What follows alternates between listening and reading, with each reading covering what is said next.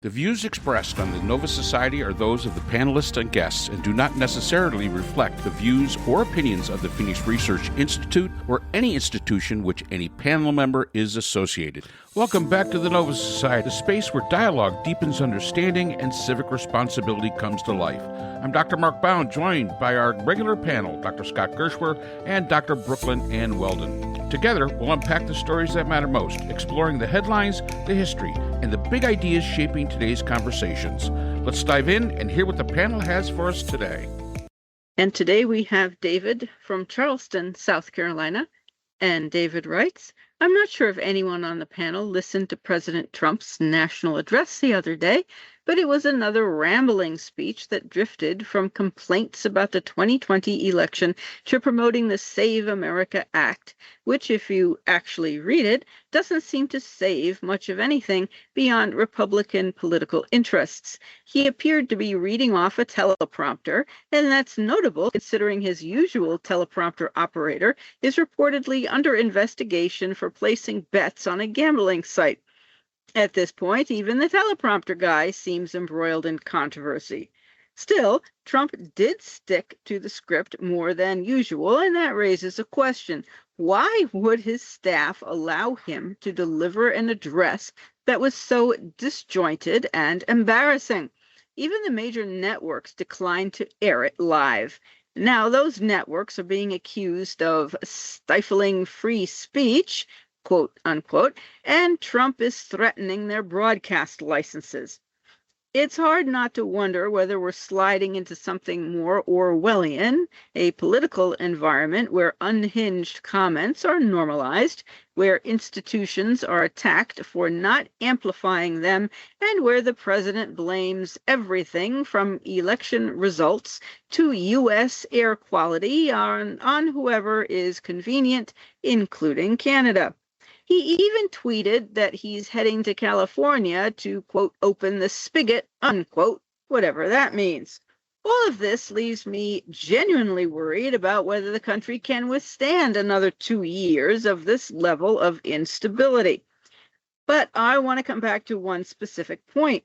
Trump's renewed claims about the 2020 election and the release of those so-called, quote, classified documents, unquote, he says, prove his case. From what I've read, and again, listeners should verify this with trusted sources, the documents actually reaffirmed that Russia interfered on Trump's behalf, not Biden's. If that's accurate, shouldn't this be investigated? And what does the panel make of the fact that this narrative keeps resurfacing despite what the evidence appears to show?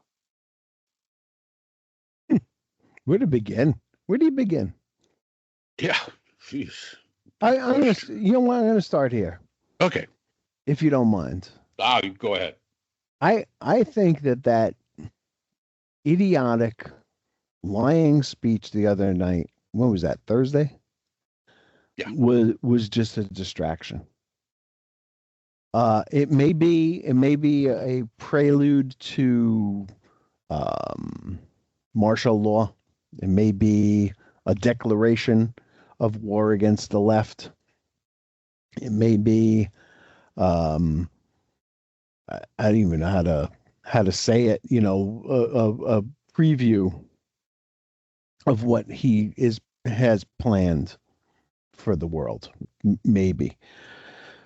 But I really think that the thing to be concerned about happened the day before or the night before, when Marco Rubio, Scott Bessent, and Stephen Miller spoke at something called the Ministerial on Resurgence of Political Violence.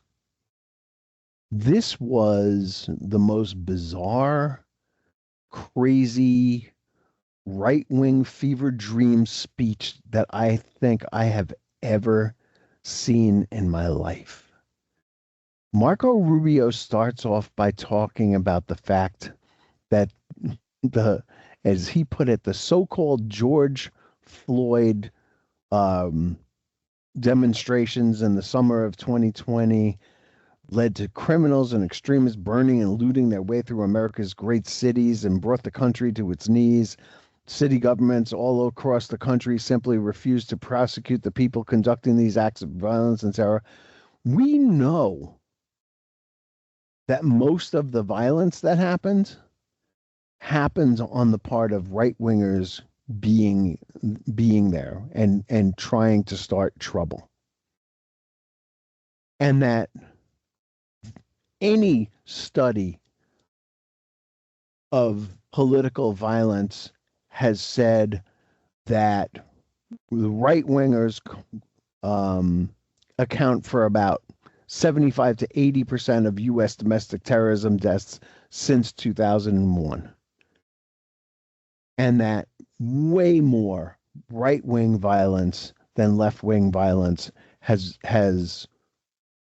been a problem in this country. And then Marco Rubio brings up, sort of shifts from the United States to Germany because he can't come up with examples of left-wing terrorist groups here. So he brings up, in Germany, far-left violence has jumped by more than 40% in just the last year alone. In Greece, more than 80% of the radical violence is now driven by far-left and anarchist actors. That may not be true. I have absolutely no idea what's going on in Germany and Greece. But what the fuck does it have to do with the United States? How is he trying to make that switch without somebody calling him out on it and going, dude, you just said that the U.S. has a problem with left-wing terrorism? Where is that? It doesn't exist. Yeah. And then if he wants to bring up like the Mormon kid who more than likely killed Charlie Kirk, I don't think that guy, he's a Mormon. He's not a leftist. I don't think Mangione or whatever his name is, the guy who killed the United Health executive, and that guy's not a leftist. His family has strong ties to the Republican Party in Maryland and the conservative movement. And he's a guy whose writing criticizes America's healthcare system in one breath, right? Because he ran into it himself, but then rails against wokeism in the next breath. Wokeism, my friends, is a right-wing cause, not a left-wing cause. Yep.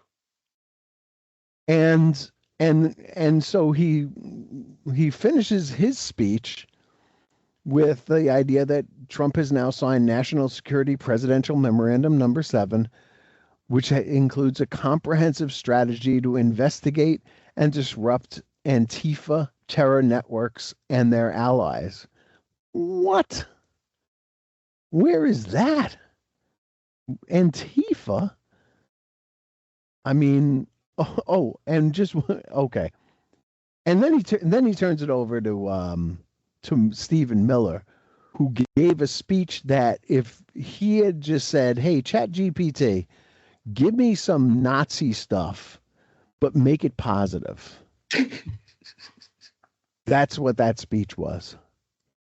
Stephen Miller says, "Here in the United States, we have taken the necessary essential action of formally recognizing left-wing violence as a form of political terrorism that is a direct threat to the national security and the survival of our Republican form of government." And if you look up Mein Kampf, it says, "The government of the National Revolution regards it as its most important duty to save the nation from the threat of communism and subversion. The supreme goal is the eradication of this phenomenon, which threatens the existence of our state." And you go quote by quote Stephen Miller and Mein Kampf, and it is paralleled. So he clearly did that on purpose. And he's clear. And I'll give, if you need me to, I'll give you another example of it. It's pretty wild stuff. Here's Stephen Miller. "Left-wing terrorism always ends in bloodshed, misery, and suffering. It can only travel in one direction. There's no point at which the left-wing terrorist is satisfied with his gains and ceases progressing." Here's Adolf Hitler. The doctrine of destruction cannot be halted halfway. It knows no compromise. It relentlessly pursues its path until the entire structure of civilization is completely overturned. I mean, is that not like paraphrasing? He even goes so far as to say left-wing political violence is a fatal cancer and our institutions are too soft to defend against this mortal threat. Whereas in Mein Kampf, it says this international disease is a cancer, with past democratic institutions being too weak, soft, and paralyzed by legalisms to cut out this sickness. I mean, those are like damn close for us to be really comfortable. Why is Stephen Miller channeling Mein Kampf in a speech? And what does it mean for all of us? I'll turn the microphone over to you guys. Oh, man. And you're right. Where do you start? I wanted to start with the teleprompter guy. Even the teleprompter guy is corrupt. I mean, come on. Jeez, what are we talking? Is there any aspect of the Trump presidency that is not corrupt in some way or another? And it's just, that's just one of those, it may seem insignificant, but it's just an example of how corrupt these people all are. Any reasonable staff would never have allowed him to make that speech, because it's just past grievances. And, you know, he is still, just keep this in mind, he is still worried about the 2020 election. That was 6 years ago. He was so worried about that. And that was an election where his party had all the power going into it. What do you want me to say to you? You had all the power. How is it possible? You know, those Democrats are an amazing group, that they can do this when they're not in power, that they can make these things happen. It's so unhinged. It's almost impossible to be able to give a commentary onto it without saying words like batshit crazy. And, you know, people are saying dementia. People are saying that, I don't know. Maybe he does, maybe he doesn't. I'm not qualified to make that determination, but I know batshit crazy when I hear it. And that is just absolute batshit crazy. We have a war going on that we're really not doing very well in. We have service members that are dying in this war, and you're worried about an election from 6 years ago. Now, you want to erase history and say you won? Okay, fine, do that. Just do it and move on, for God's sakes, and get to the people's business that needs to be addressed today.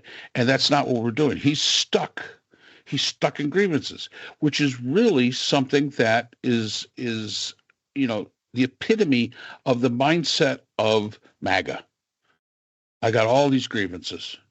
Oh, woe is me. My lot in life is unfair. If I lose, they cheated.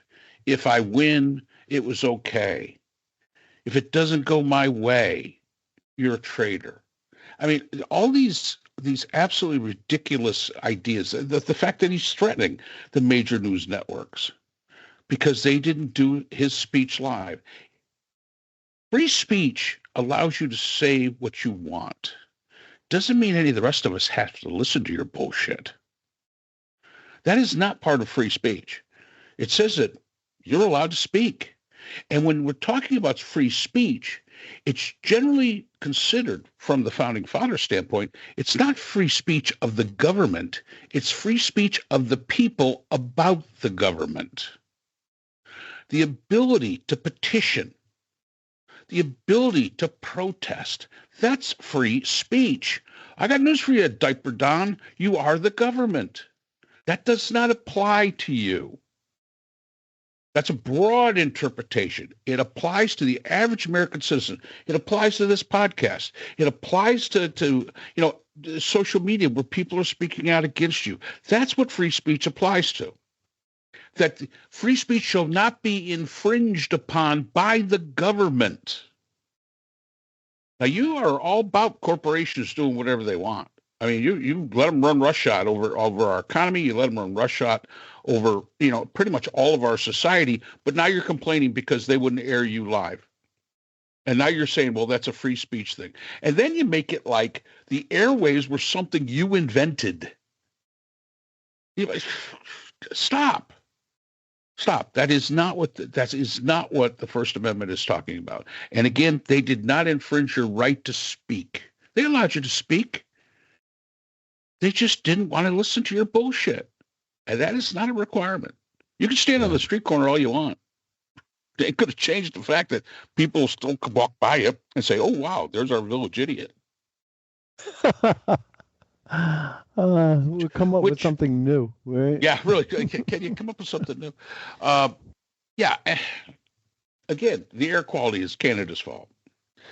Honest, David, I have no idea what open the spigot is. I did see the tweet. I have no idea what it's about. It's again unhinged. And the classified documents, I have seen some of the classified documents. Oh, my God. I don't know who thought that was a good idea. Well, so apparently he's angry now at his staff for allowing him to put that out there because he didn't realize what was in those documents.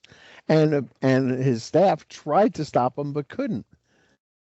And if you don't know, I'm about to read it to you. Oh, please do, because reading is fundamental. So if I say redacted, there's a big black line that's over a lot of this stuff, okay? So yep. Redacted, all right? President Putin and senior Russian officials are overseeing efforts by proxies, redacted, for 3 lines of redactions, to spread claims about the former Vice President Biden as well as Ukrainian politicians and alleged Ukrainian influence in the 2016 U.S. election. These claims include that when the former vice president was in office, he engaged in criminal activity in his dealings with Ukraine and individuals tied to Ukrainian energy firm Burisma. Derkach, Kalimnik, and other proxy actors affiliated with the Russian government are advancing such narratives with U.S. officials and other prominent persons, as well as online, including through personal interactions and audio and documentary film releases via U.S. and Ukrainian media outlets. Redacted. These figures are conspiring to intensify their efforts as the election approaches to orchestrate a high-profile corruption scandal implicating former Vice President Biden and the Democratic Party at the peak of the 2020 U.S. presidential campaign. The aim is to defeat the former vice president and ensure the president's victory. Some of these proxy actors anticipate that Ukraine-themed narratives about democratic corruption will play a decisive role in the election, and that U.S. persons are key to propagating these narratives. This is from a document that he put out there and declassified on the 3rd of July, 2026. All it says is that, yes, Russia was conspiring with the Trump administration, who was the administration in power at that time, to try to destroy Joe Biden's reputation so they could defeat him in the election. Here we go. Redacted. We continue to assess that Russia's understanding of U.S. electoral dynamics and its assessment of who is likely to win will guide its calculus as the election approaches. Ongoing cyber operations could inform or fuel further influence efforts. For example, as of June 2020, redacted, reconnoitered multiple state and local government websites. Redacted, we don't know what that is. We do not know the purpose of this effort. I can't make out that word. A commercial cybersecurity company. In July, a commercial cybersecurity company believed redacted, may have targeted a U.S. political organization, probably unsuccessfully, although we cannot independently attribute this activity. Again, this is from the U.S. government, National Intelligence Council, and Trump put it out there, and all it does is say that he tried to work with the Russians to be reelected president in 2020, which is probably why he's so butt sore about losing that election, because he worked really hard with our adversaries to make it to win the election, and he lost.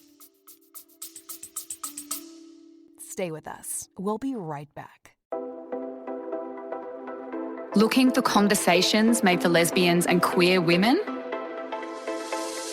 Welcome to LOTL Lounge, the home of bold stories, brilliant artists, and the voices shaping our community. From lived experience chats to deep dives into queer culture, every episode celebrates lesbian life in all its colour. Search LOTL Lounge wherever you get your podcasts and join the conversation.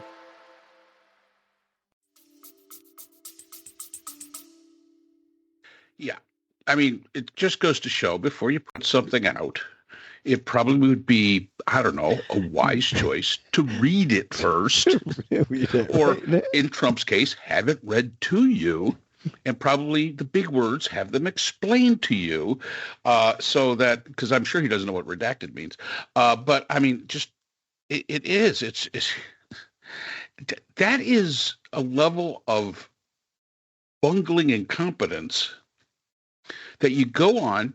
I think his speech was 28 minutes, whining about all this, putting out these documents. This is big news, and basically implicating your administration in the wrongdoing, or as he would say, Russia, Russia, Russia.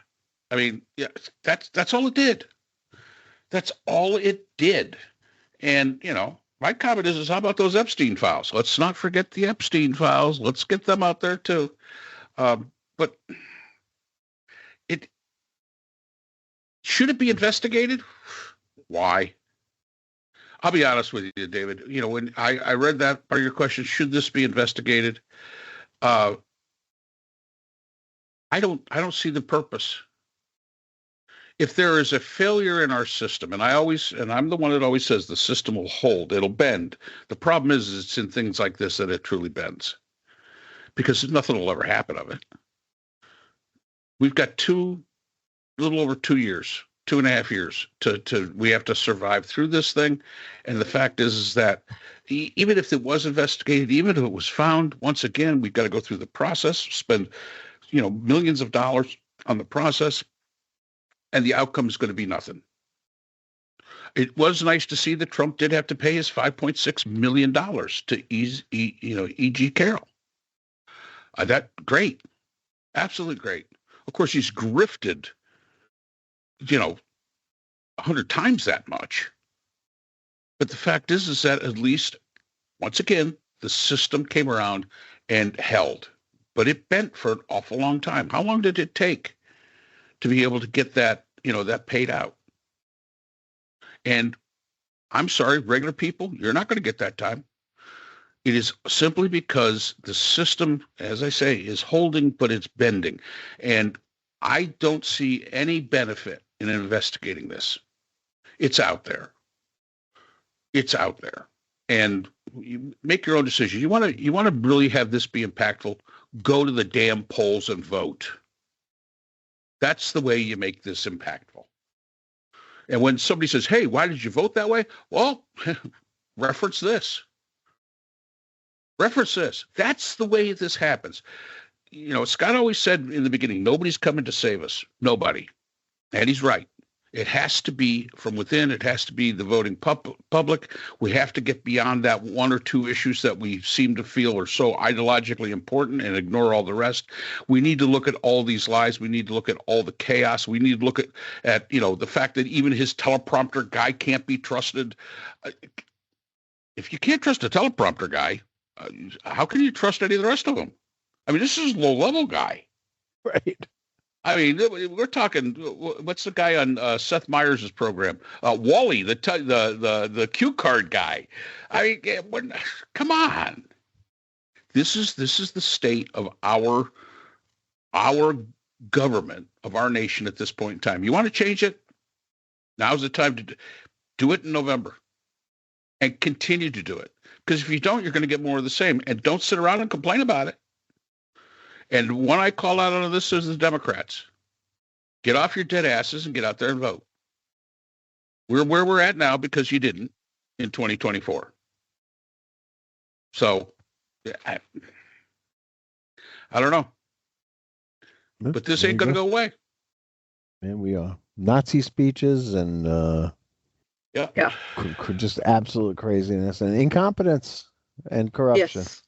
Incompetence and corruption. By the way, Chris Wright, who's the energy secretary, was on TV yesterday. And when he was confronted with the actual numbers of oil that's getting through the Strait of Hormuz, literally said, the public information that we're seeing is wrong. The public information that we're seeing comes from independent sources who, for a living, for a really long time, track ships in the Strait of Hormuz. And yet, the energy secretary, corrupt as hell, one of these people who cannot say that Joe Biden won the 2020 election, which is a whole nother thing, right? They can't say that. They can't say that phrase, Joe Biden won the 2020 election, or they'll get fired or yelled at or whatever it is that they're afraid of. And he said, well, your information is all wrong. Trust us. We got the right information here. Oh, brother. And the thing that I really don't understand is that eventually the situation is not going to be able to continue. I mean, I know that we have plenty of sweet crude. I mean, that's what we drill, and that has to do with the amount of sulfur. That heavy crude has a lot of sulfur, and that's what we get from Canada, and we extract sweet crude, and we don't have any refineries for sweet crude, so we can't do anything with it. We send our sweet crude to Mexico, as I understand it.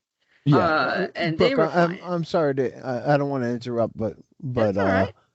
yeah, because I didn't want to make this about oil. I just wanted to make it about Lonnie. No, that's all right. It just when you say, well, that's not true, and more ships are coming through. If we're running out of oil, and the same with missiles and all the rest of it, there comes a time where what they're saying that is untrue can no longer be reconciled with reality, because what they're saying is not true. Yeah. Well, and so they must know that time will come. Oh, he just declassified it himself. I know, and so I just don't understand. I don't understand the mindset, I guess, because eventually It's because you're a decent they're human going to being. sit down to a banquet of consequences. Well, are they? So far, I haven't seen any consequences, really. So that part of it, I'm not sure about. Like, I don't think we're going to see these guys hauled in front of a court, at any of them. The worst of, you can try probably hold a contest to see who the worst of them is, but let's just say that Hegseth is a war criminal, right? Killing people for no real good reason. You could probably say the same about Homeland Security and the ICE and all that. But yeah, he's a war criminal. He's never going to face justice. Not going to happen. No, you're correct about that. I was thinking more of the situation like with missiles or with oil, for instance. Yeah, well, I mean, not with the individual actors. Right. Just lying about stuff seems like as natural. It comes very naturally to them, and there's nothing going to stop that. But yeah, nobody's coming to save us. Nobody's going to come and clean this up either. And hopefully the American people will learn someday. And Mark's right. Like, just, you got a vote. Go out there and use it. Vote for the right people. Hey, how about this? Whoever emerges as the Democratic candidate in Maine, vote for them. Whoever it is. I have absolutely no idea who it's going to be. Vote for that person. Get rid of Susan Collins. Where else? Texas. Low T Tallarico. Vote for him. Folks down in Texas. Vote for that guy. Not the corrupt motherfucker Paxton. don't vote for that guy, because he may actually turn out to be the worst of the worst. Vote these guys out, get the Senate. Give the Senate to the Democrats and the House, and let's just let Congress do what the Congress is supposed to do, provide checks and balances on the executive branch. Let that happen, and that's a start. Okay. All right. I agree. So, thank you for your question, David. Thank you, David. And that's all the time we have for today's episode. The Nova Society is a production of Nova Society Media, a division of the Phoenix Research Institute. We want to thank our production partners, Buzzsprout, who hosts the Nova Society, Audacity, our editing team, Apple Podcasts, the largest source of podcast and music online, Spotify, the most popular platform for the Nova Society, and iHeartRadio, your destination for all things music and podcasting. The Nova Society is available on all of these and other quality platforms listed in our description. And most importantly, we want to thank you, our listeners. Without your support, the Nova Society could not be possible. If you haven't already, please consider subscribing on the platform of your choice. It's easy, it's free, and helps our channel grow. For questions or comments, you can reach us at nova.society.podcast@gmail.com. So on behalf of Dr. Brooklyn Ann Weldon, Dr. Scott Gershworth, and all of our production partners here at the Nova Society, I'm Dr. Mark Bound. Remember, the true power of society is knowledge. Thank you for listening, and we hope to see you again next time. We'd like to thank our sponsor for this episode, the Journal of Interdisciplinary Conflict Sciences, the JICS. This open access journal, double peer-reviewed, provides a platform for emerging scholars to publish their work and engage in meaningful dialogue across disciplines. The JICS is currently accepting article submissions on an ongoing basis and is published through the NovaWorks Scholarly Repository at Nova Southeastern University. You'll find a link to the journal in our episode description.